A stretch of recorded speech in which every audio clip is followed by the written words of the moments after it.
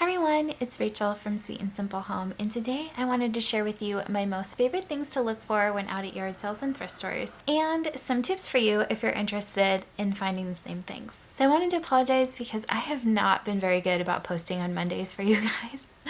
And it seems like the weekends are just crazy packed full of family stuff, you know, just doing summer life with my kids. So I do apologize for being a little flaky this summer, but I hope you all understand. I think it's a weird time for everybody and we're all just trying to make the best of it, but I'm doing my best and I hope to have some good content for you guys at least a couple times a week, if not 3. With that said, let's get into my favorites. So the first favorite I'm always looking for is a really good, pretty basket. So for me, a well-made basket is one that isn't fraying along the edges and has a nice tight weave. I always check the bottoms to make sure there's no mold or signs of decay on the bottom of the basket, and I always smell it. Baskets are often made of natural materials and they'll retain smells. If the basket has a handle, I look for it to be a strong handle if it's one that I want to leave the handle on. If the basket has a handle and it's looking pretty loose, I kind of poke around to see if I can remove that handle and then have a great just base of the basket to use in my home. So keep in mind that baskets are paintable. I actually have one of my most favorite baskets that I ever found. I think I got it at a yard sale for $1. It was red when I found it, but I painted it white and now it's on my door and I love it. The second thing I'm always looking for is also some really nice bowls. The bigger the better because they're more eye-catching when they're bigger. I really like the mixing bowls, the salad bowls, the big bowls with the little stand on it. So mixing bowls are awesome because they're really pretty to display, but they're also really practical. So they're beautiful and functional, and that makes them worth it in my book.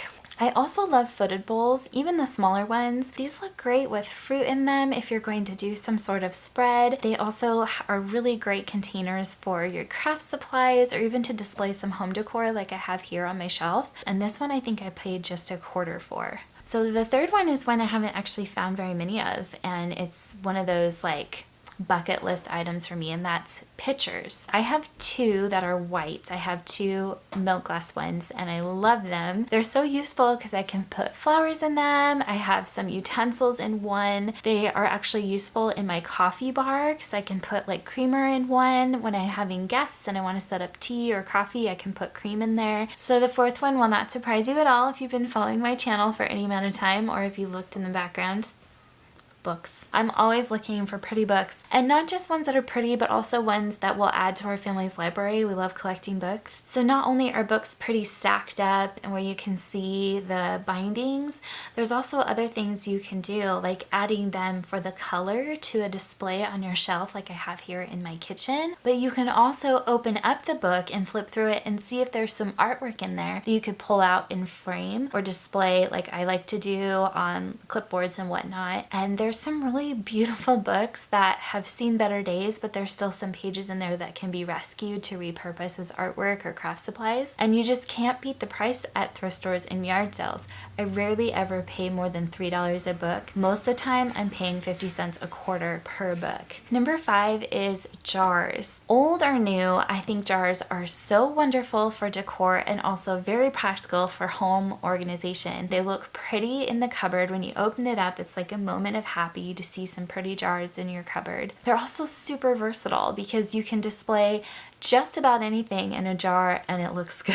So you can put your food goods in there if you know the jar is food safe, but you can also do things like your craft supplies, your office supplies, your bathroom goods, things like cotton balls, hair ties. There's all sorts of options and it just adds a bit of pretty and a bit of organization, and you can often find jars for super cheap. The older the jar is, the more you'll pay, but I've paid only $1 for some old ones at a yard sale. With jars, what you're going to want to do is, if it has a lid, to unscrew the lid and get a look at it. If it's super rusty, it may not be one that you can actually use in your kitchen. There's also options of getting a replacement lid. You can buy new lids for older jars online. If you're buying jars for food storage, you do want to make sure that they're food safe. And sometimes if I'm not sure, if I'm not confident, I'll just do a quick Google search with the brand name that's on the jar. You can also flip it over and look at the bottom where there's numbers and brands printed to do a quick search and see what you can find. So the sixth thing I love to look for is beautiful and unique chairs. I feel like when you put an old chair in a room, if you've got a new sofa and a few other new furnishings,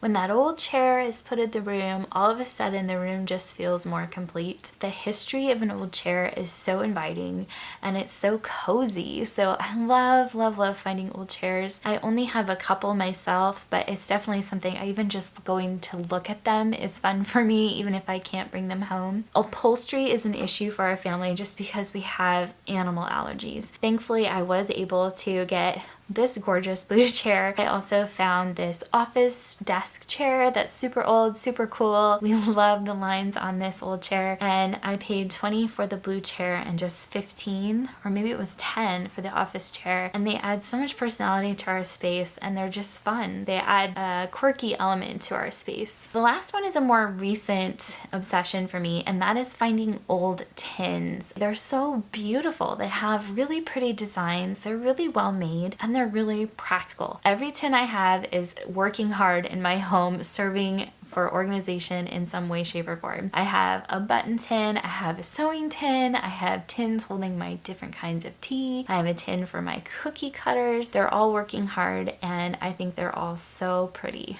I hope this was fun for you guys to hear some of my favorite things to look for out at yard sales and thrifting when it comes to home decor. If you have favorites that you're always looking for, let us know down in the comments. Maybe it'll give me a few more things to add to my list. And if you can't get out and go thrifting, whether by choice or situation, I hope that it's fun for you just to kind of relive some of your old finds. I know I've been really enjoying that, as yard sales have been hit or miss. Sometimes there's some, sometimes there's not. There wasn't really any over the holiday weekend, and that's okay. But I hope you guys take care. Thank you so much for watching and taking time to be here.